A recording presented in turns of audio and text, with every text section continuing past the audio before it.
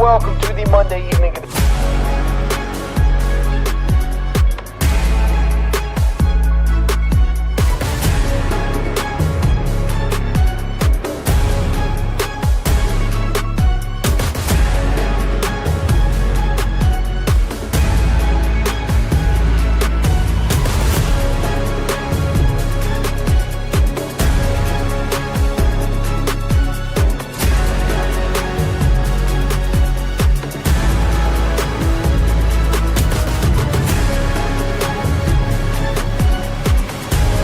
You love ball like I do. After Dark, it's a must listen. It's where I go to get my hoops fixed. This is Field of 68 After Dark.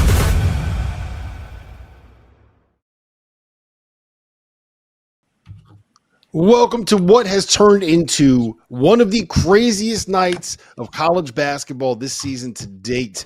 It is the Tuesday night episode of the Field of 68 After Dark, and here's how crazy tonight's slate was, how crazy tonight went in the world of college basketball. We had two games in the SEC that featured matchups with top 25 teams, one of them involving the number one team in the country and one of them involving the University of Kentucky. And we're not going to even get to those to the second half of this show because we got to talk about what happened in Bloomington, Indiana. With all of the games that were on the slate today, Bloomington, Indiana, Illinois against Indiana was not one of the games that I had circled as like, that's going to be leading the Field of 68 After Dark tonight. We're going to have to break down what happened in Marquette and with DePaul, and there's some Big East action that went on. And as always, the SEC is crazy. We're still monitoring another game here. Missouri is up 65-58 with 8 minutes left on Florida in Gainesville, which would be another massive upset. And Louisville, again, made another run. Crazy stuff happened all over the sport. But the headline of tonight, the very first thing that we have to get to, Ole Miss, the number 21 team in the country, goes on the road into Tuscaloosa and knocks off Alabama, the number 4 team in America. It is the first top 5 road win in the history of the Ole Miss basketball program. And to help me break it down tonight, I have Randolph Childress. I have CJ Moore. CJ, we're going to go to you first on this one, man. Ole Miss, Chris Beard's got this thing going. Like, we all thought that they were going to get good under Beard. Did you expect something like this quickly after he got hired by that program? Yeah, probably so. And I mean, the dude just wins wherever he goes. He flips it really quick wherever he goes. I think one thing to highlight this year, he brought on Mark Adams to his staff. And when Mark Adams is coaching his defense, the last 4 years in Lubbock, it was 4-1-9-18. That's where they ranked in adjusted defensive efficiency. This year, it didn't start out great defensively, but now they're up to 14. And they put together a terrific defensive performance tonight. So his team's guard, they play good basketball, and he flips it really, really quick. Did it at Little Rock, did it at Tech. Had it going at Texas, and now he's doing it at Ole Miss. So it's not really surprising because this is just kind of what the dude does. Randolph? I don't think there's any question, with NIL money in today's times that Chris Beard's going to win. He's won everywhere he's going. But I didn't know they would be this good. I thought they'd be good. I didn't know we'd be talking about them in the conversation of possibly winning the SEC. Like they're outside of Auburn. You can make the argument that they may be the second best team in the league. So Wow. they defend really well because they defend really well. And I said this to Rob earlier today. I don't think anybody's talking about Malik Dia and how good he really is. And I know his numbers before. We were talking about he was 7 a game, but he's a double-double lately. But it's just his overall game. He's switching on guards. Like they're going to be a problem. When you can switch your big man on guards and he can stay in front of him. This is in conference. He's guarding guards on switches. He's shooting threes. He's driving bigs from the outside. He's a skilled dude that I don't think many people was talking about prior to. And coming up to the next couple of weeks, I think you'll hear a lot of people talking about Malik Dia. Yeah, I agree. He had 23 and 19 tonight. He's averaging 21 and 11 on 55% shooting over the course of his last 3 games. The thing that really stood out to me, guys, about Ole Miss here, they forced 21 turnovers. They really climbed up in Alabama, and they did not let their guards get comfortable. They ran them off the three-point line, and if you know what Alabama does offensively, they either want to shoot threes or they want to get to the rim. Well, Alabama tends to have a bigger and more athletic front line than everybody, but they look kind of small going in to the lane and kind of dealing with that front line of Ole Miss. And, I do think that in an era where NIL kind of dominates and the transfer portal dominates, CJ, that's going to play into Chris Beard's hands because he's been so good in the JUCO ranks and the Division II ranks of putting teams together and kind of figuring out, like, that's what he does best. Juju Murray's coming off the bench now. Jamin Breakfield's coming off the bench now. He basically plays 7 guys about 28 minutes a pop, and everyone's kind of bought into it. Like, when you see a group like this playing defense like this in an era like this where everybody is kind of worried about getting their numbers, that to me is something that really stands out about Beard, CJ. The bench is an interesting thing you say too, because you have a lot of these teams like Kentucky, like Alabama, who are trying to play a lot of guys, and I think it's hard when you're playing that many guys to get in a rhythm to identify roles. That's why kind of what Kentucky's been able to do with all those guys kind of buying into their roles has been impressive. But Rob, are you ready to what stood out to me there is Randolph says maybe the second best team in the SEC. You ready to go there? I am ready to go there with like 6 different teams in the SEC. I think it's Auburn, and then there's like a next tier of 6 teams that like are right there. And look, you could make an argument, Randolph, that Ole Miss is the second best team. I'm probably not going to argue against you. I think you can make a similar argument for Tennessee. I think you can make a similar argument for Kentucky, Florida. I agree. Florida, yeah, you can do it as well. Yeah, I just hard. think that they're just a team nobody's talking about, and then you're going to look up and they're going to be right there because they have an identity on the defensive end of the floor. Like this is an Alabama team that they forced 21 turnovers again. So it's a different guy. Like you don't have to go into it and you're not scheming one guy with them because it's one guy. It's not one guy to beat you. It's just whoever's playing well that night. That's what they're going to do. But defensively, they're going to be in every game. That's just what they are under Chris Beard. That's what they become under Chris Beard, I'd say. And that's just accustomed to his style of play. So when I say it, I understand what that league is. I'm not saying it's a sure thing that they will be that. But when you start seeing stuff like bigs are usually what separate things. Their guard play is solid. Their guard play is really good. Rob just talked about that. But when you get a big like Malik did that can switch out and guard like that, and he's driving bigs, and he was the best big on the floor, and this is against the 4th-ranked team in the country. He was the best big on the floor, and it wasn't even close. Mm-hmm. I wonder what flipped for him. I wonder what flipped for him because, I mean, his numbers the first couple months of the season, like he wasn't really putting up anything. And now 21, 19, 23, the last 3 games. What do you think? I mean, I know we got to get to Chris here, but I'm curious what you guys think flipped for him. I think it was just getting a little bit more accustomed to what they were asking him to do, right? You're playing that no-whittle defense that Mark Adams wants to play. It's not the easiest way, and it's not I think it takes a little bit of time to kind of get accustomed to that and maybe get into shape. And, honestly, I think it might also be something where they kind of figured out, hey, you know what, he can actually do this stuff. And to see it coincide with Mikal Brown-Jones going down with the is it a concussion? I think he's got a concussion, right? See him going down. I think that's probably might have something to do with it as well. But I mean, they found something there. I think that's some of it, Rob. And I think the other part of it is you start out the year, you're not playing the most challenging schedule. Everybody eats, and then you get into conference play, and then you find yourself against better competitions, and he's getting more touches. Mm-hmm. The offense is running through him a little bit more. When teams are switching ball screens on him, he's punishing them inside. He's spacing the floor, shooting threes. He did that against Arkansas, knocked down a couple of big shots. He's driving bigs. He was driving the Alabama bigs today. It's the competition level has changed, and then he's getting more touches, I think, as well. Yep. All right. CJ kind of teased it. We were able to catch up with Chris Beard on the team bus. We delayed him eating his wings, his post-game celebration wings, as they were busing back to Oxford, Mississippi. Let's hear from Chris Beard now. And now let me welcome onto the Field of 68 After Dark Ole Miss head coach Chris Beard, coming off of his program's first ever road win over a top 5 AP team, a 74-64 win over number 4 Alabama in Tuscaloosa. Chris, I gotta imagine this bus ride back to Ole Miss is going to feel pretty good for you.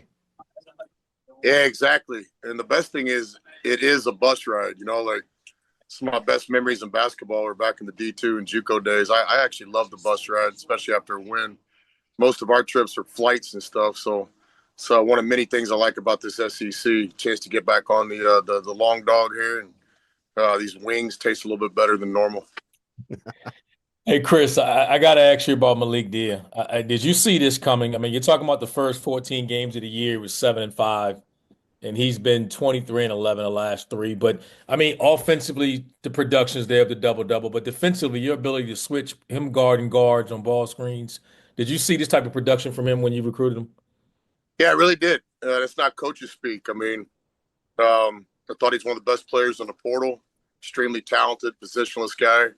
He's got boxer's feet, can move his feet really well. I'm just proud of him because it doesn't come easy. It's not like you show up in the SEC in your first game. But he just works, man. And, I've said this many times over the years, but I really think he prepares to win and works on his craft as much as we do as coaches. So it's fun coaching guys like this. He's a talented guy. And, so many great stories in college basketball, but he'll make people tell his story at some point. Yeah, we're trying to do that tonight, Chris. I do want to ask you about your backcourt and some of your guards. It's been a little bit of a rotating cast. There's some injuries, some different changes in the starting lineup. I think you got to give a lot of credit to Sean Padula and Matt Morrell for the way that they've played, but also Juju Murray accepting a role coming off the bench. We've seen Jamin Brakefield this season accept a role coming off the bench at times. Like, what is it about this group that has allowed these guys to kind of buy into the role you're asking them to play? Well, first of all, give them all the credit. We basically have 7 starters on this team. It's always been our design to have some punch coming off the bench. Like Texas Tech, Brandon Francis was a starter in my mind, but I thought he was one of the best 6-man in college basketball. Jabari Rice at Texas. So it starts with these guys, their hearts. Look, we got a lot of guys that have done a lot of great things individually. All these 7 1,000-point scorers, their box score, it's there. It's not going anywhere. Their grandkids and kids, they can pull it out. They can frame it, put it in the man cave. But the thing all these guys are missing is just the winning experience of making a run in the NCAA tournament. So we're a team, that's got 7 or 8 starters. We got great contributions tonight from everybody. Some really good defensive possessions. We can't have a leading scorer be the same guy every night. So tonight the game opened up a little bit for Dia, but don't get it twisted. There were some special performances the stat sheet won't show. Chris, you coming from the Big 12, which at one point in time we were talking about how good that league is, and then now you're in the SEC, and my God, I mean, there's not a night off in that league. You're relying on the defensive end of the floor for your group. How did you see this coming along this quickly with this group? Usually it takes time. You've coached some really good defenses. Where did this team rank? Yeah, that's the thing. We're fighting time more than anything. This group's not going to be together for 2 or 3 years, so we got one shot at this. We started the journey back in the summer talking about our biggest threat was time. You guys told me I can coach this team for 2 or 3 years. I'll make some pretty bold predictions, but that's not the reality. We get one shot with these guys. Brian Berg on our staff, his favorite song is One Shot by Eminem. So that's kind of the way we got to do it. Urgency is a big word around here. Guys, it's early. It's an 18-round fight in the SEC. But to have 4 wins at this point, we're going in the right direction. Without Mikel Brown. Mikel's one of our best players, most physical guy we have around the basket. So for him to not have contributed these first 4 games because of a concussion, we're doing some good things, obviously. The least surprising thing in the world is that Brian Berg's favorite song is an Eminem song. I got to tell you. Yeah, I tell you, Rob, he can actually not only can he karaoke it, he can just sing it dry. Like if you just put the beat on, he doesn't need the lyrics on the TV screen. So, I know we got to keep winning and stuff to be on the show. I get it, what you guys do, but I don't know. Maybe Ole Miss can keep winning, and you guys could have Brian Berg on the show to do a live version of Eminem. Well, I'll tell you what. You got at Mississippi State coming up next, and you got Texas A&M home after that. You guys win those 2 games, and I promise you, we will get Brian Berg on this show, and we will let him rap whatever he wants to rap. That deal? And that's not really putting yourself out there much, Rob. We win these next 2 games, and shoot, I might. You might be rapping with him. Yeah. But yeah, it's a deal. I'll take it. All right, listen, Chris. Congratulations on the win, man. Enjoy. What kind of wings we got on the drive? What kind Yeah, of wings we got? so here's the deal with the bus, right? Like, I'm not the guy that's going to go back to the bathroom. So you make decisions based on, like the cleanliness of the situation. So I've got dry rub and I've got some that got sauce all over them. As much as I want the sauce, I'll try to be disciplined and just stick with the dry rub. A lot of things like that. It's almost like, back in the D2 days, I'm a corn dog guy. The best corn dogs in the world are concession stands. I want the mustard. But when you're on the bus, you got to have a little discipline and probably not have the mustard, because if the mustard gets on the one D2 polo we had, I'm shot for the trip, right? So tonight it's dry rub. It's not the sauce. There you go. Always a D2 guy at All heart. right, Chris Coach. Beard, congratulations on the win, man. Enjoy that bus ride, and we'll get you back on soon. I promise. All right, thank you, fellas. See you All soon. right, man. Have a good one. Somehow it always ends up coming back to corn dogs or wings or anything like that anytime you end up talking to Chris Beard. So hell of a win for Ole Miss, 74-64 at Alabama. That was the biggest win of the night. The biggest loss of the night was the Indiana Hoosiers. The final score there was 94-69 at home against Illinois. Didn't really tell the whole story. That's the most points that Indiana's given up at Assembly Hall in regulation ever. That's according to Jared Burson, who is the guy that has all of these stats all of the time. I don't know how he does it, but he gets all of these stats. They gave up 60 points in the first half. This thing was over about 5 minutes in. Randolph, we were talking about it beforehand. Like, we both shut this game off like 10 minutes into the first half. Like, yeah, this thing is done. Like, there's no point in watching this. It is, to me, unacceptable, the level of effort that they had, but I think that there is a larger conversation to be had here, and I want to give you guys the floor here first. CJ, will go to you. This is the record that Indiana has against top 50 opponents. They beat Penn State last week. Other than that, their other 5 games against top 50 opponents, according to KenPom: 28-point loss to Louisville, 16-point loss to Nebraska, 17-point loss to Gonzaga, 25-point loss to Iowa, and this 25-point loss tonight to Illinois. What is happening with Indiana, CJ? I think they just give up. Like, there was a possession with about 5:30 left in the first half. I don't know if you guys made it that far. Did you guys make it that far? Turn it off before then? Not quite. So there's a possession with 5:30 left, and I encourage you to go back and watch it, because it's a 3-on-1 for Illinois, and they kind of bobble it, and it almost goes out of bounds, and they throw it back out, and the defense is set. Avicic tries to throw a one-handed pass, and Omar Ballo actually deflects it, and so it's a loose ball again. It ping-pongs over to, I think, Kasparis. He throws it out. Dude tries to go in to dunk it, gets stripped, and all the while this is happening, and then an Illinois guy gets it, lays it in. But all the while this is happening, Omar Ballo is just kind of watching and like slow walking back towards the paint. And Illinois gets the layup. And what does Indiana do? What does Coach Woodson do? He just lets it keep going. They just keep playing. Ballo doesn't come out the rest of the half. He played the rest of the half after like watching a loose ball just in front of him and just being like, whatever. And then, they play him in drop coverage tonight. Like, that's a terrible strategy against those Illinois dudes. And it's almost like everybody is out there playing for themselves. Everybody's playing defense for themselves. When, they had the pop on the drop coverage, like, dude was just hitting rhythm threes. There's no like bluffing, going towards the ball, somebody else helping towards the ball. It's just a pretty pathetic effort. And that's just kind of sad when you're at home. Like, you watch Florida tonight, and I don't know what the result's going to be, but Missouri was making every single shot, but Florida kept battling, and now it's a game. I guess looks like Mizzou's probably going to win, but hey, it turned into a game. So Indiana, it's a 40-minute game. Maybe they could have made it a game. They didn't, because they just kind of gave up. RC? I didn't see that possession because I turned it off. I saw enough plays of lack of effort from Indiana. In one respect, I get to what you're saying about leaving Mike Woodson, leaving and Ballo in the game, because if you don't deem he's playing hard, I'm not taking you out. I'll just leave you out there to get embarrassed. I understand the logic in that, or what he's thinking with that.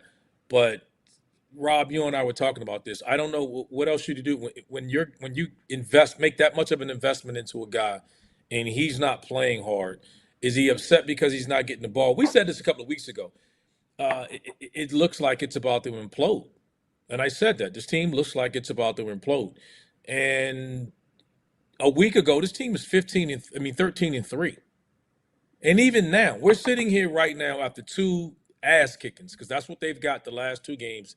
They've been blown out in this ass kickings. They haven't really beaten anybody, and now the honeymoon's over. I mean, their schedule here, it's at Ohio State, at Northwestern, home against Maryland, at Purdue, at Wisconsin, Michigan, and Michigan State. Like, that's their schedule coming up next.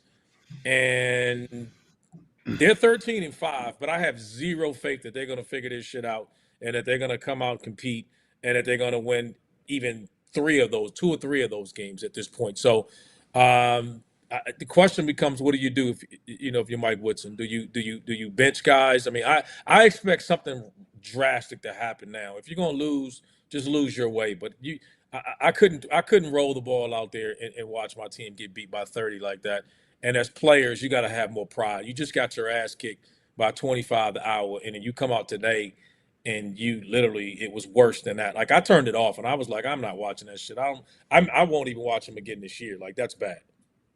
Yeah, look, the thing about it is it's not the first time we've seen them get embarrassed like this, right? Like the Louisville game, they lost by 28. They were down by 40 in the second half. They just rolled over and died. Right. Like, the same thing happened here against Illinois. Like, they were able to at least make it somewhat respectable late, so that if you just happen to look at the box score, you're not saying, oh wow, like we had to shut that one off. It's like, oh yeah, they got beat by Illinois, whatever. To me, the level of effort that you're getting out of that team is unacceptable when you spent over $5 million in NIL, because they've spent over $5 million in NIL, and that is on the coach, to me, right? If you can't get your guys ready to play, then why are you there? You can come up with all these schemes, and you can come up with the way that you want to defend, and you can come up with game plans. All of that stuff works, right? But what makes great teams great, what allows you to win, is being able to get guys to buy into roles, to get guys to buy into the game plan that you have, to get guys to want to fight and win. Like, if your team doesn't want to compete, then there's nothing you can do as a coach. But if you can't get them ready to compete, like, that is on you, right? Like, you got to be able to get them out there where they actually seems like they care about winning. And I'll tell you this, it doesn't seem like that team really cares all that much about winning. We already know that there's been suspensions with players because they were pictured the night before a game out in a bar, right? We've already seen them go to the Bahamas and had players get pictured at blackjack tables at like 1 o'clock in the morning before an 11 a.m. tip off. Right? Like that, it's very clear to me that these guys aren't taking this shit seriously. And that is a more problematic thing, CJ, than anything that actually happens on the court. Like, if the motivation and the desire isn't there, then that is from the top on down. That is something that the tone is set by the guy that's running that program. And that if I'm an Indiana fan, if I'm someone in that athletic department, to me, that is unacceptable, the level of effort that they've had. Before you comment, I'll say this. I'll say this. Look, Mike's got to take all the heat on that. There's no doubt. It all starts with him. But as a player, you're at a fucking casino or you're out at a bar the night before a game, that's on you.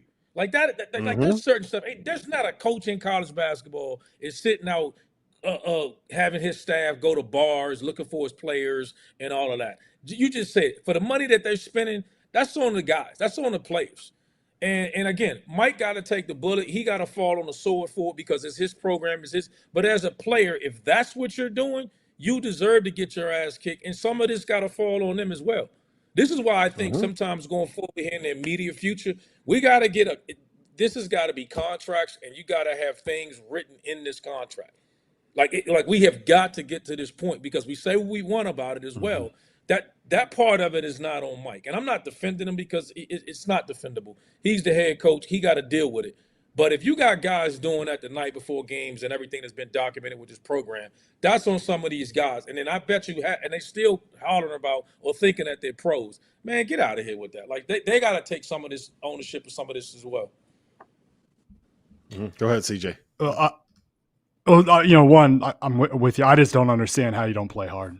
Like that's just just a simple thing. Like, how do you not play hard?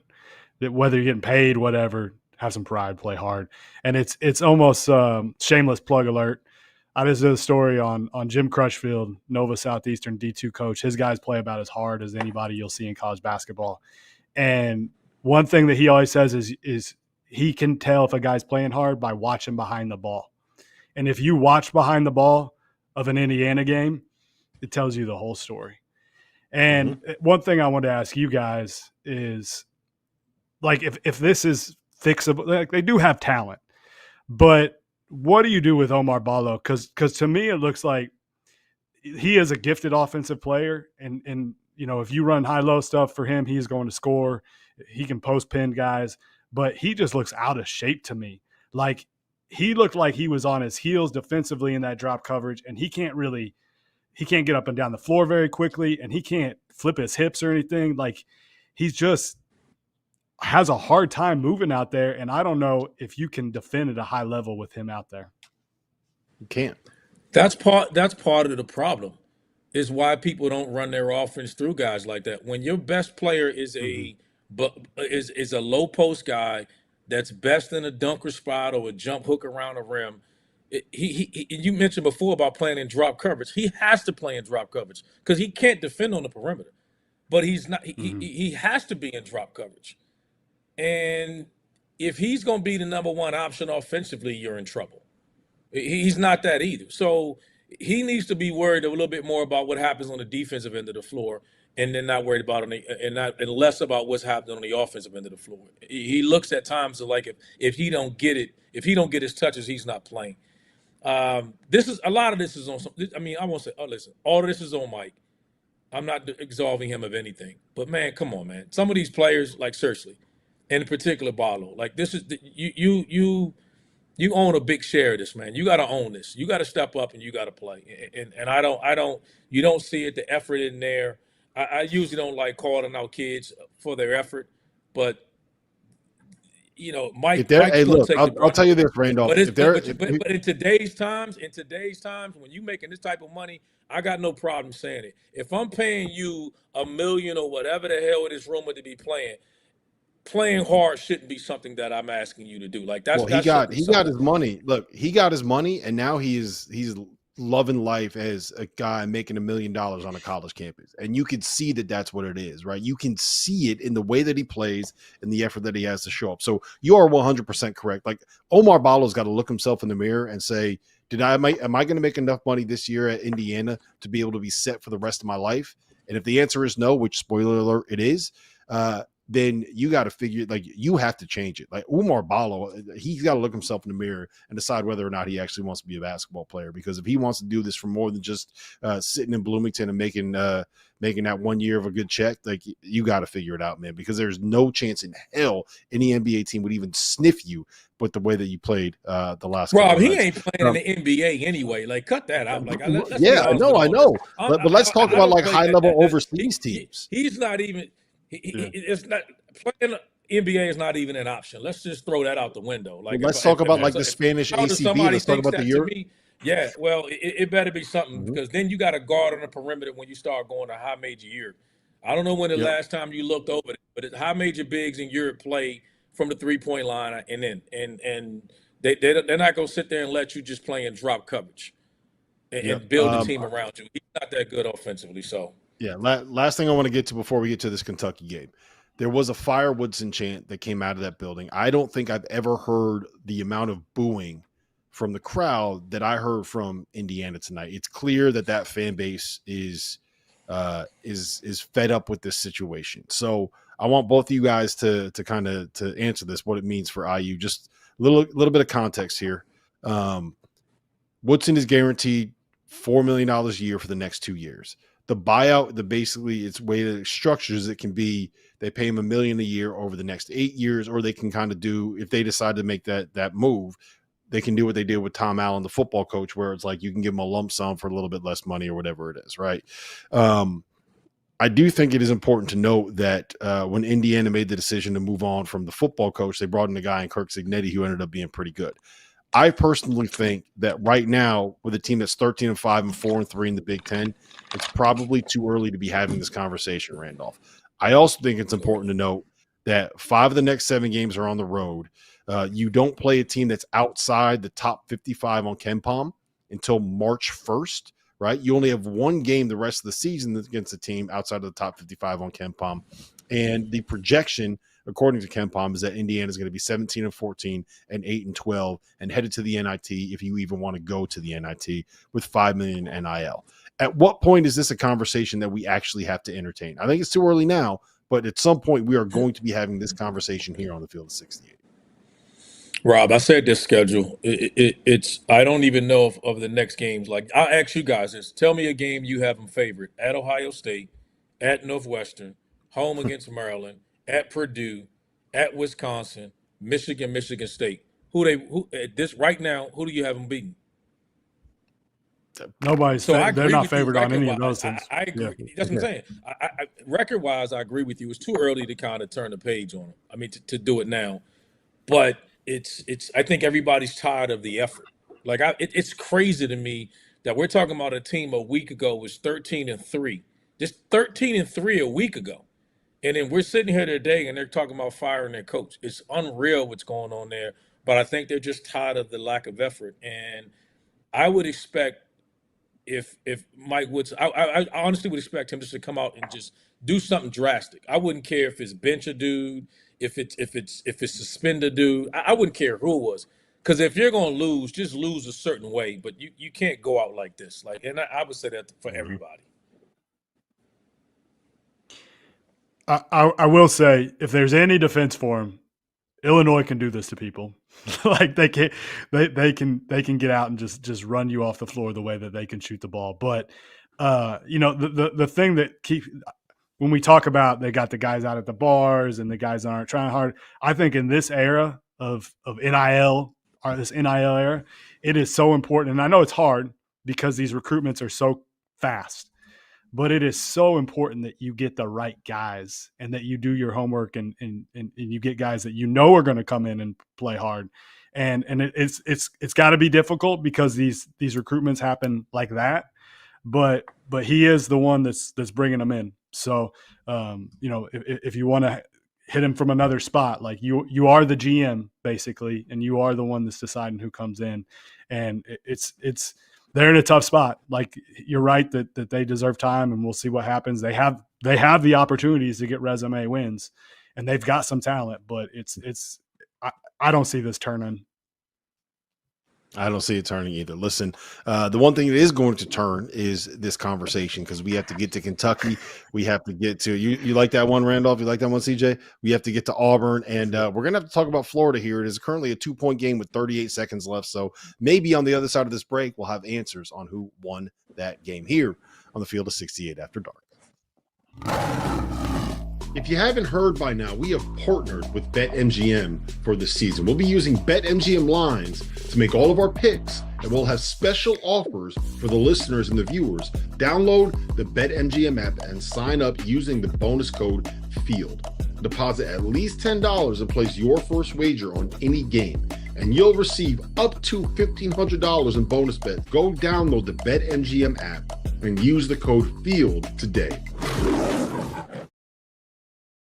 Now that the college basketball season is in full swing, you need to make sure that you have access to the best betting tool on the market, the Rhythm app. Spelled RITHMM, is a data-backed app that uses AI and analytics to identify inefficiencies in betting lines and the player prop market that will allow you, the user, to profit.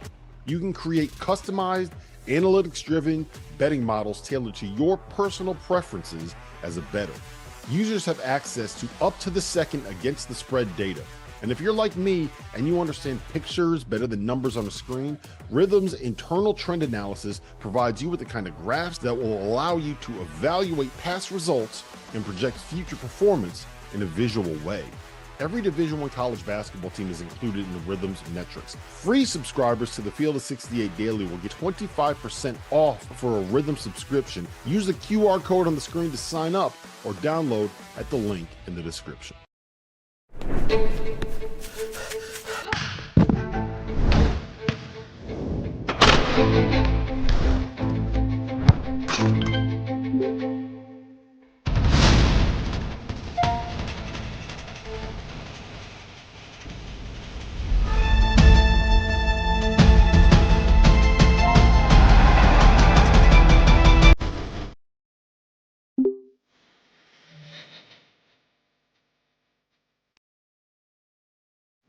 Well, welcome back to the Tuesday evening edition of the Field of 68 After Dark. Rob Dauster, CJ Moore, Randolph, Childress. We're watching the end of this Florida game here. I do want to talk about Kentucky before we get into what is happening in Gainesville, because Kentucky, for the first time in a while, guys, won a game with their defense. We questioned that on Saturday with T.O. and Fanta, Randolph. We questioned whether or not Kentucky was good enough to be able to win games if they did not have a great shooting night. They shot 33% from three tonight, but they held Texas A&M to 39% from the floor, 7 for 30 from three, and they held the nation's best offensive rebounding team to just 11 offensive rebounds and a 28.2% offensive rebounding percentage. I had to get my stats up because CJ was on the show. Randolph, what'd you make of Kentucky's win against Texas A&M tonight? I for me, is one of their more impressive wins, if not the most impressive one, because of the way they won in a team that plays a completely contradictory style to them. Texas A&M took them out to the deep waters, and they went out there and they found a way to get it done. I mean, they controlled the glass. They rebounded when they needed to. I thought Carr was big in moments, and I think he needs to be at times. His ability when the teams are switching him. It wasn't a great shooting night for Kentucky. They just found a way to win in an ugly game against a team that makes you play that way. And credit to Kentucky, because they usually, their system usually overwhelms people with their pace and their motion and their shooting. And A&M was switching everything, playing them with a physicality. I thought Kentucky answered the bell, and to me, it's probably their most impressive win. CJ? It's their resilience that keeps standing out to me. Like, they got really good shots early in that game. I had no problem with the threes that they were taking, and they were just missing them.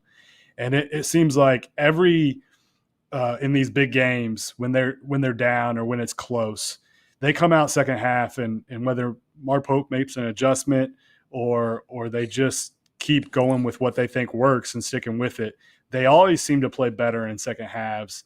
But that's what stood out to me, was just the resilience of being able to just kind of shake off a cool start. And A&M was uncharacteristically throwing in some threes with guys that don't make threes early on.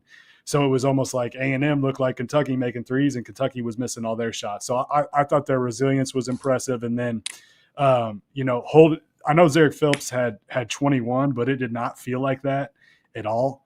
And I thought Lamont Butler's defense on him was terrific. And that dude got beat up tonight. Like every couple minutes, he was taking a shot.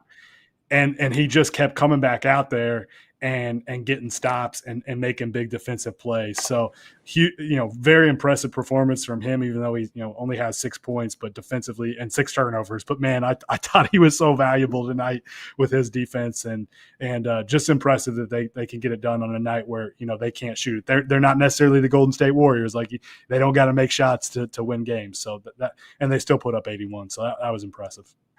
Yeah, I think it was Jackson Robinson that stood out for me, right? The thing that I was kind of the stick that I used to beat them earlier in the season was that they didn't really have a guy that you could go to, right? And it is a little bit of like death by 1,000 cuts when you play this Kentucky team, because they have so many different pieces that can beat you, and it kind of wears you. Like, if you got to be worried about Travis Perry and Ansley Almanor coming off the bench and banging home threes on you, that's when you know that you have a roster that is deep, that is talented, and that is dangerous. But Jackson Robinson had 22 tonight. He was the best player on the floor in the win against over the weekend against Mississippi State on the road.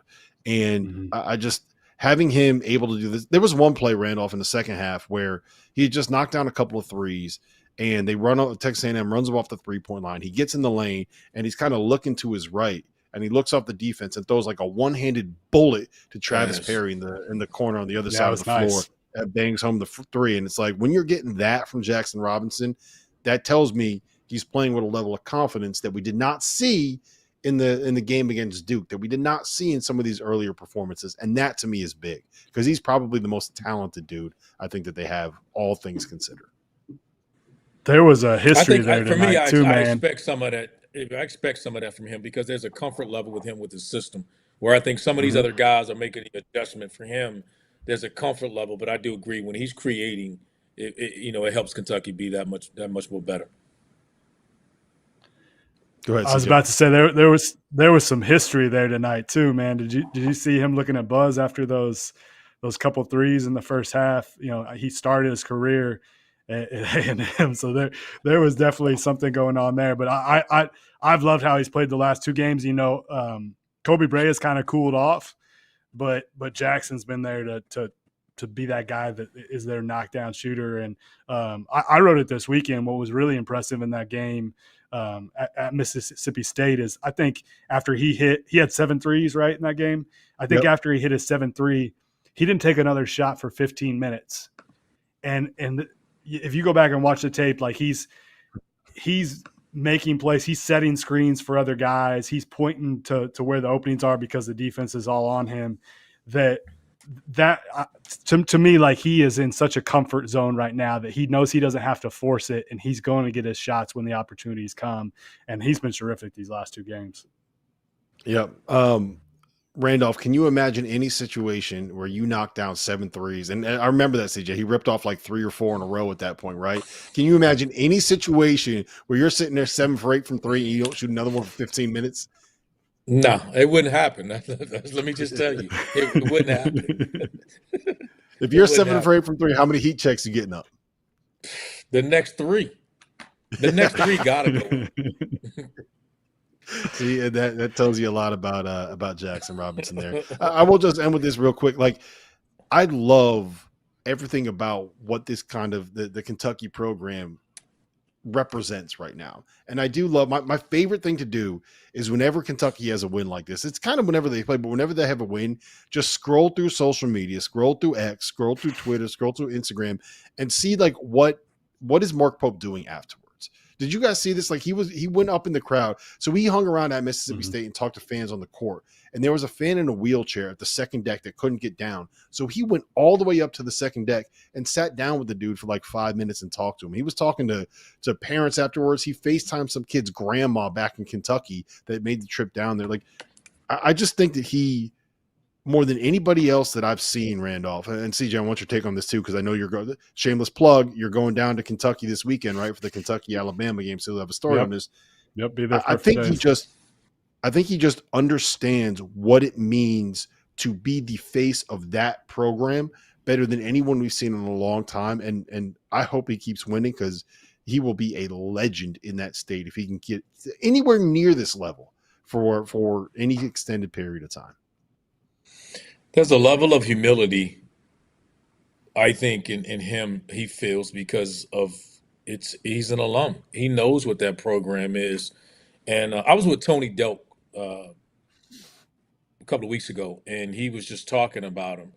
And all the Kentucky guys, like every school, they have their chat, they have their text. Like he has so much support from all of his guys, man, and they all speak the world of him. He's just genuinely just a good guy that doesn't feel as though he's the head coach of Kentucky, and that makes him better than everyone else. He embraces it. He understands. He's fully aware of what that means, and there's a level of humility about how he represents himself and his family, man. And he's fun to cheer for, and he should be really happy because that win today to me was their best win because of the style and the way A&M junks the game up and makes you play a physical, different style. And let's be honest, we've seen some teams get physical. We saw, get physical with Kentucky and think that that's the way that you try to beat them. And tonight it didn't work. And this team just seems to be getting better and better. Yep. CJ, you have 30 seconds. The floor is yours. Tell us about the story that you're writing and what you're doing down there in Kentucky. Go. I'll be going to tell the story of the love story that they got with Pope, and I think I'm gonna come out with a Lamont Butler feature as well. So that's the plan. But man, he's doing a terrific job, and they're playing. They play how he acts, right? Like there's an unselfishness to it, and it's pretty cool. Yeah, the Kentucky love story, the Mark Pope love story is there you go. I just gave you your headline. Let's stick in the SEC because it is final in Gainesville. Florida goes down 83-82. Elijah Martin made a 3 there at the buzzer to cut the lead to 1. So a loss there for Florida. Does this change, CJ, your view in what Florida can be in any way, or is this just kind of one of those nights where Missouri got it going, they fought back, but they just didn't have enough? Yeah, I don't think it changes what I think Florida can be. I mean, it's a little disappointing that they would lose a game at home. but I think it's just kind of a hangover from they had a huge week of wins last week, two big ones, and Missouri came out really, really hot. Missouri can do this to people like, Kansas, they ran them off the floor the first half. They're a team that gets a lot of deflections. They can get hot from three. And, man, Caleb Grill was out there looking like Reggie Miller tonight. So I don't think that I don't maybe think any less of Florida, really. I still think this is a really good team. But it is disappointing that, you got to protect your home floor if you want to win a conference title. And that's where – they're in trouble right now. Them and Alabama tonight, those are big losses. Mm-hmm. Randolph, what do you make of Florida's loss? I don't think much of it. I do think for them, defending home court, coming out a little better has to be better. They have to be better and try to come out with a win like that. But I think they're a really good team, big physical team. I expect Florida to stay in the top 10 pretty much all year long. I don't see them losing next game. I think they'll respond. But obviously we talked about the SEC all the time. But if they stay healthy, they'll be there when it matters. Can I just say I am a little bit worried about Florida defensively. I know that they held Tennessee to 43 points or whatever it was. But I do think, that I can't shake what Kentucky did to them offensively. Like, it's hard for me not to sit here and be like, well, look, they just gave up a 50 spot to a Missouri team at home in a game that you need to win. I don't know, man. Like, I'm a little bit, and to put it into context, like, I'm saying this as maybe they're like a 2 or a 3 seed as opposed to really being in that like number 1 seed conversation. But I am worried about them defense. I think the numbers are, I don't want to say like fraudulent is probably too harsh, but I think that their defensive numbers might be a little bit inflated in terms of what you can actually execute against them, if that makes sense, CJ. I don't know, man. They've got bigs that can move. They play hard. They've got, they got size on the perimeter. Elijah Martin will guard his butt off. Like, I just think they ran into a team that was really freaking hot, and Kentucky was throwing in everything that night too. Maybe if we see another couple of these performances, you start to worry. But when I just look at the way they defend in the last week, like, those were 2 terrific defensive performances, and I'm not too worried about their defense yet. Like, I think these were just kind of outlier games. You agree? If you want to be technical, about it, I think they play with more of traditional bigs, like two traditional bigs. Like, their bigs aren't great shooters. They're not stretch guys. They're more inside, outside, high-low action guys. And if you have a guy like Mark Mitchell tonight, and ability to beat him off the bounce a little bit, if you got a stretch 4 type of guy, you can present some problem to them. But I think that they guard, they're physical.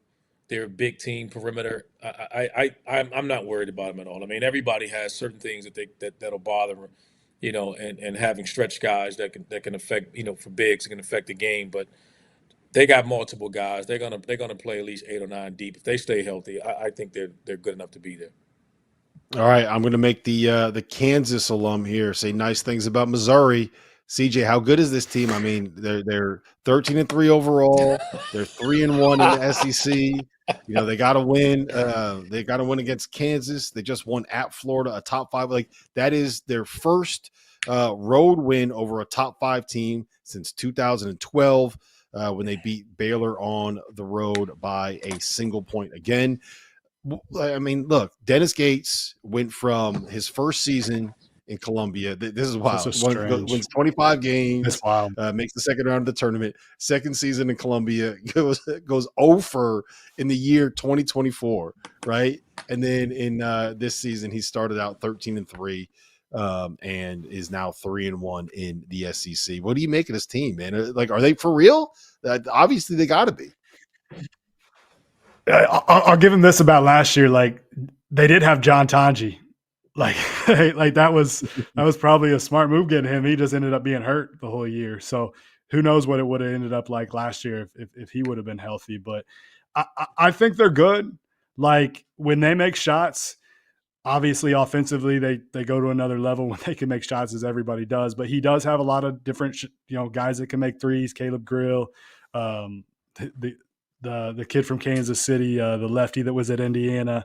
I'm spacing on his name right now, but Tamar Bates. Yeah, they got guys that can make shots. They play off their defense. Like when they're getting turnovers, when they're getting deflections, when they can kind of get it up and down, they're pretty good. The guy that I really loved when he was in high school and that was terrific tonight was Anthony Robinson. I think he's the guy that kind of raises their level when he plays really well. But Tony Perkins has been a good fit. It's just like he just kind of went out and got a bunch of random dudes and they're playing hard for him. And when they make shots, they're pretty darn good. But their defense is what can really annoy people because they're long, they're quick, and they get a ton of deflections. Yeah, and they play that like switching man-to-man / 2-3 zone / hybrid, whatever that Leonard Hamilton made that famous. All right, I want to stick in the SEC because it's hard to believe, man. We're 51 minutes into the show and we're getting into the number 1 team in the country hosting a top 15 team in their own building. Auburn, without Janai Broome, jumps out to a 10-point lead on Mississippi State. It's never really a game after that. Wins by 22 points. They got 17 from Chaney Johnson. They got 20 from Chad Baker, Mazzara, Randolph. They got 13 each from Denver Jones and Miles Kelly. Tahad Pettiford at 12 off the bench. This team is balanced. They had defensive energy, and they're putting up 88 points on a Chris Jans Mississippi State team without the guy that we all thought was the National Player of the Year, RC. How good is this Auburn team? Like, is Janai Broome just a system quarterback? What are we doing here? Easy now. That's the breaks. That's the breaks we bumping. Who'd you steal that line from? That was in the chat. So was that you? Yeah, we got that was me. I put that in the chat. He's listen, man. I don't know if there's a group of guys that look like they have more fun playing together than Auburn Tigers guys. I mean, those guys celebrate everything, but they had 9 block shots in the first half. They defend their ass off, man. It doesn't matter who they put out there. Everybody's defending. The ball just finds guys. Like they're really, really fun to watch. And what they did to a really good Mississippi State team, had me looking at the TV after a while, like, damn, I just turned it off. It was just like, all right, they are legit. I was worried. I was literally like, all right, we got to be worried about Auburn coming up here. Let's see how they respond. I think they put all that, all those questions to bed tonight with that performance. CJ? Yeah, I had the Kentucky game on the TV, another game on the second screen to my right, and that Auburn game to my left. And I look up and it's 10-0. I was like, oh, guess I don't really have to pay attention to this one. I mean, I didn't watch much of it. I had eyes on it just to kind of continue to monitor. But, I mean, that's a heck of a performance. Mississippi State's good. Like, Mississippi State's a good team. And that's an awesome response for them. And they are deep. Like, they've got a lot of different dudes. And I think they are talented enough that they can just lean on their perimeter now offensively.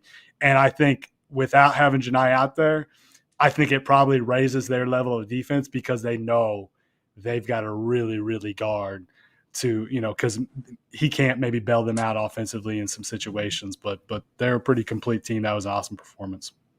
Yeah, I want to give a shout out to Chad Baker Mazzara because he came out there. I think he had 8 points in the first 90 seconds, helped them jump out to that lead. And he sets a tone, man. Like, I don't know if there are many players that are a better match for the guy coaching them than Chad Baker Mazzara is for Bruce Pearl because of the energy he plays with, because of the fact that, like, he's always going to be talking shit. You know that he is going to play with a certain attitude that I think Bruce embraces in some of his guys, right? There's a level of he's a little bit crazy, and he's a little bit crazy, and you just don't want him to get to the point where it's like I forget what he did, but he got tossed in the tournament last year against Yale. Like, you got to make sure he doesn't go over the line, but I think Bruce likes having those guys, Randolph, that like kind of get up to that line and get close to that line and maybe like put a toe over it. Maybe they're just kind of testing, like, how when your kids want to push you a little bit, like they're just like, you say, don't do that. And they're going and then they're doing it and they just want to push you a little bit. Like, Chad's kind of that guy. And I think that Bruce loves having dudes that play like that. He got a roster full of them. His whole team's that way. Like, they are whooping They people. fought on a plane over a seat, man. enjoy- They fought on a plane over a seat. Hey, listen, it's funny when you watch them play to hear that story when you watch them play. It just seems like they had the most fun in college basketball watching them play to compete. Like they enjoy when they get you down, beating you down, keeping you down. I think they're clearly the number one team in the country. Clearly better than Duke. I do. Better than Cooper Flag. Interesting. I think it's close. If I look last year, I spent the whole season when it comes to like what would be the best thing for Field of 68. I was rooting for a UConn Purdue national championship game, and we got that. And I find myself sitting here thinking like, if we get Auburn and Duke in the Final Four colliding in a national championship game, like that's sign me up for that, man. Because I think that will be appointment television and a lot of fun to follow along. I'm taking the under in that one again. I'm taking the under in that one too. Most teams can guard. Yeah, I love when RC says gambling stuff because I'm never quite sure if he actually knows what he's saying. I'm taking under. I know he can't score. Rob, all right, let's get yeah, you did. We did. It was that. It was in Philly, man. You were all into it. Let's do it. Let's whip around a little bit around the country. For the first time since the 1988-89 season, when John Calipari was 0-6 as the head coach at UMass, he is 0-4 in league play. Arkansas goes to LSU and loses. It is their fourth straight loss. CJ, I said this on Saturday. I just don't see, with the resume that they have and the schedule that they have left, I don't see how this team makes the tournament. They're going to have the opportunities. I just don't see that Arkansas program and that coaching staff making the adjustments that they need to be able to make to get to the big dance. Are you with me? Is Arkansas going to the NIT? Is Tyson Chicken an NIT program? I mean, I don't even know do they go to the NIT anymore, or they got that Big Ten, whatever it is, competition the thing out whatever it is. Is the SEC part of that? I can't even remember. I don't know. They're not going to the NCAA tournament though. Yeah, they're not doing that. Wherever they're going, they're not going to the NCAA tournament. You said it right there. Will they make the adjustments to flip this thing? I don't see that. If I would have told you, Randolph, that Kentucky or that Arkansas would be 0-4 to start the SEC, if I would have told you this back after they beat Michigan, back after they started the season, would you have believed that? Did you see something like this coming with this group? I wouldn't say I saw it coming, but I can tell you what I see now is they stink. they stink. No, I'm serious. Like it's hard to watch. I'm a huge fan of his, and I said that to you, and you joke with me about when I was at the airport. They are. I don't know how talented they are, or if the pieces don't fit. But I do know if Boogie Flan, who's a talented freshman, if he's your best player, you're in trouble. I don't think the guards all complement each other well with Wagner. They're all individually good players. Collectively, it just doesn't look like it fits. Yeah, it doesn't look like they all got to hold that ball. They all, and they're all better with it in their hand, but they're not really shooters. Mm-hmm. They don't do much when they don't have the ball in your hand. And even tonight, if Boogie Flan didn't go crazy to close the game, this is a double-digit loss. They're hard to watch. They give up some of the easiest baskets, some of the head-scratching baskets in games. It's just I don't know. I definitely don't see them as a tournament team. I don't know how they figure it out. I don't know where they're gonna go to get this flip. It's just hard to watch Arkansas play basketball. All right, a couple more things real quick. Go ahead. I wanted to say something real quick. Is John Calipari's teams? They used to always guard and play their asses off. When he always would have talented teams, but they always guard and play their asses off.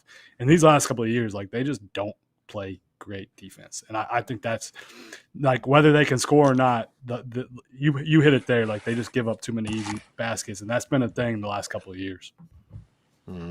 I think the team that I would want to celebrate in terms of what I kind of thought in the preseason and the amount of heat I took for my opinions on the Louisville Cardinals, Randolph. I got dragged over the coals look, you know what? I'm gonna take a couple victory laps here. They went up to the Carrier Dome. They knocked off Syracuse. It was 85-61. At some point, we got to have a conversation. What's going on with that Syracuse program? Because that is Syracuse. They should not be sitting here under 500 in the ACC. But Louisville 85, Syracuse 61. I know you had them on Saturday, RC, when they went to, was it Pitt? Yeah, they went to Pitt and they won Pitt. at Pitt. Yeah, they've put themselves in a position here where as long as they didn't do something stupid, they got a chance to make the NCAA tournament. What have you seen of this program? What have you seen of this team? Where have they gotten better? How impressed are you? Very impressed with them, and you were right. I got to give you your props. You stuck with them because I thought after Case and Pryor towards ACL, I was like, if they had him, I think they're top 10 in the country. If they weren't decimated with injuries, I think they're top 10. I think they're that good. They got an identity. You watch them play. They remind you of Alabama in the sense they'll shoot a ton of threes, but they're different in the sense they got guards and Edwards and I'm drawing a blank with the other Hadley that post up a smaller guard to get to the rim. We know about Chucky Hepburn. They're really, really good, man. They're starting to defend. They kick your ass on the glass. They're underrated offensive rebounding team. I think Louisville is starting to separate themselves from the other group. It was Duke and it was everybody and it was a bunch of other teams. Louisville is starting to separate themselves and be that clear-cut second best team to me in the ACC. Yeah, that's what I said that they would be back in ACC Media Day when we all sat there for like 15 straight hours. And I don't know what's going on with CJ. I think he dropped his computer, but we're getting a great look at CJ's hoodie right now. All right, CJ, while you're figuring out what's going on over there, while you're taking us a tour. We're good. You're good. All right. Well, while you're giving us a tour of your house, Marquette went on the road to DePaul. They won in overtime. That was a weird ending. We definitely got a little situation of Big East refs going on there. But I know you know Shaka well. I know you know that Marquette program well. What do you make of the Golden Eagles here this season? I didn't catch a minute of that game just because I didn't figure they'd have any problem with DePaul. But I think he's done a really good job with this group. Another team that really, really plays hard. And, Cam Jones has been awesome, but I think offensively when they go to another level, sorry, I'm all over the place. When they go to another level when David Joplin plays well.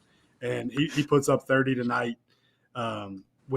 Offensively, they are a really, really good team when he's scoring along with Cam. So that's a good sign for them. Little surprising that they've got to go to overtime to beat DePaul, but man, it's conference play. It's on the road. Just getting the wins, I think, big for them. So I got a little bit more charge here. We're good. Yeah, we're good to go. Hey, look, I'll tell you this: the DePaul might be the best 0-7 team I've ever seen in a conference. Like DePaul is not, they are not as bad as this is not a typical DePaul team. They've just caught some bad breaks and haven't won the games that they should. Randolph, this is going to sound like a strange thing to say, but after seeing Ed Cooley take his Hoyas up to the Garden and play St. John's the way they played St. John's, I'm kind of in on my take that I think that Georgetown is a good enough team to make the tournament. I don't know if they're going to be able to put together the wins that they need in the Big East after the non-conference schedule that they played, but I think that is a really good team. St. John's comes back from, I think they were down by as many as 14 points in the second half there to beat Georgetown. Ed Cooley, are the Hoyas back? We talked a lot about how bad they were last year. I kind of feel like they've turned a corner here. Oh, I've told you that. I'm on record with that. I think they put themselves in a tough situation non-conference wise, but I think they're good enough to win some games at home and get a quality win, or get a couple of quality wins in the Big East. I think they'll find a way to get into the tournament. I'm a big Ed Cooley fan, and I think Georgetown's back. Yeah, I just got a text from somebody that might have been the play-by-play guy on that St. John's Georgetown game, and he told me that I was wrong. They were down by as many as 15 points in the second half, and that St. John's is 5-1 this year when trailing at halftime. They were down 16 at Providence, and they were down 15 down 15 to the Hoyas. What do you make of the Johnnies, CJ? You like them? They're the second best team in the Big East. You think they're better than your Huskies?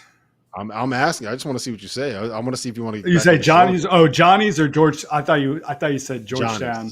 Johnny's. Johnny's. Okay, that makes more sense. I thought you were asking if Georgetown's second best in the league. I would still probably go UConn, but I think it's pretty close. Like I think St. John's is they really guard as Rick's teams do. They've got good positional length. I'm a little worried about their shooting and their like offense long term. But they're legit third best team in the league. And the only issue with like Georgetown getting to the tournament is there enough opportunities to get quality wins in the Big East, because that league didn't do great in the non-conference. That's where it, just like kind of last year, could run into that problem. But I am with you guys. I think Georgetown's like a good team. They need Notre Dame to have a good finish here and down the stretch, because that would help make that loss not look quite as bad.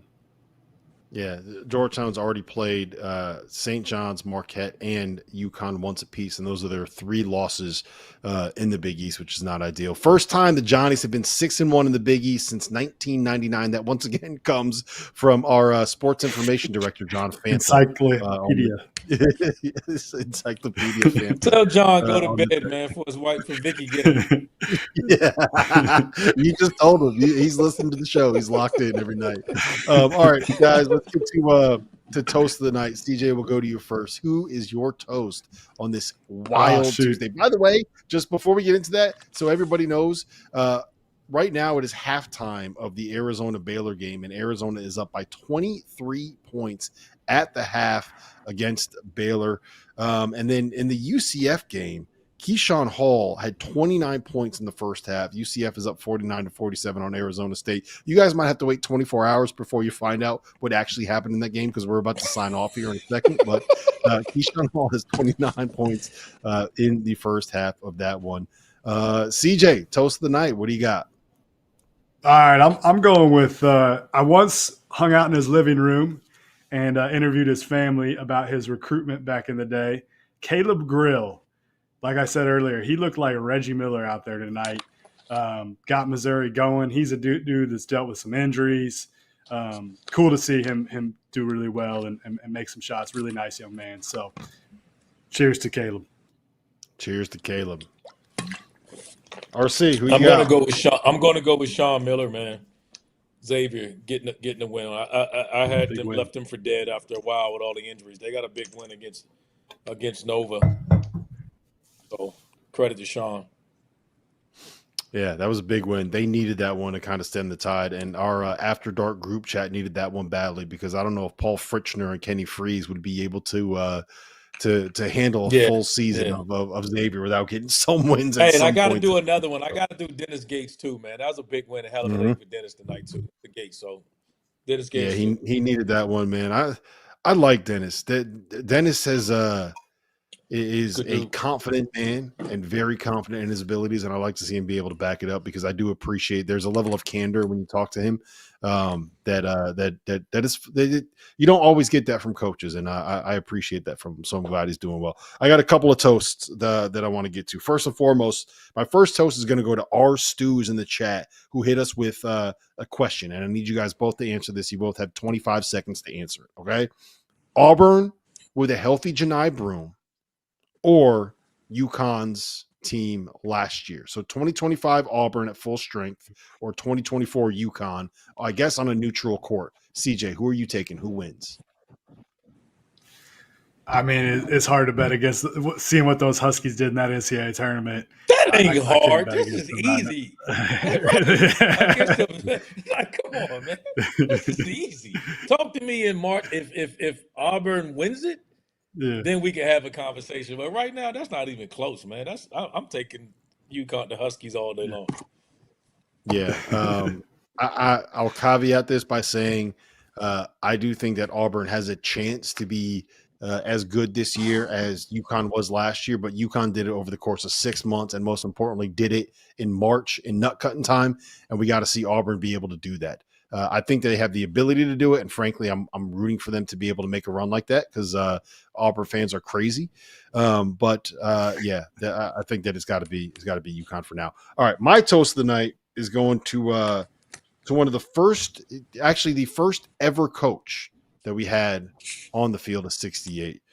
We actually poached him from CJ Moore. He was doing a podcast with CJ Moore, and we brought him on the field of 68 to do a podcast called The Mind of Miles. Timmy Miles has not had the easiest go of it since he's been back in the Mountain West at San Jose State. But tonight, they hosted first place in the Mountain West, New Mexico, 6-0 in the Mountain West, New Mexico. Richard Pitino, who I think that Richard and Timmy might be two of the closest friends that you'll find in the coaching ranks. And Tim Miles beat him 71-70. I think that game was a close game. Latrell Davis hit a jumper with 2 seconds left to give San Jose State a win over New Mexico. New Mexico's first loss in the Mountain West. It's a rough one for the Lobos. That's a different conversation for a different day. We are celebrating Timmy Miles here tonight. Anytime Timmy Miles can get a win, we're going to have to toast him. Great poll.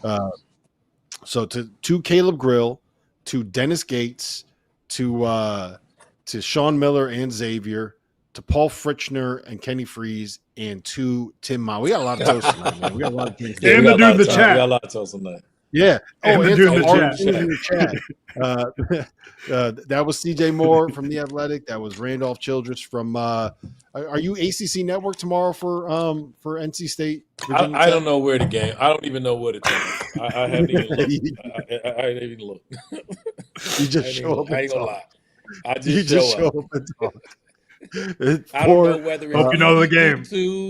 E2. I don't. It's one of the ESPN channels, man. I don't know. News, the Ocho. Yeah, for on ESPN the Ocho for our production crew. Deportes. Hey, last toast of the night to CJ Moore's power cord. Right. Got to get a little power. Yeah, cheers to Dagan Hughes and Trevor Release, our production crew. My name is Rob Dauster. We will see you guys again tomorrow night, 11 o'clock. This has been the Tuesday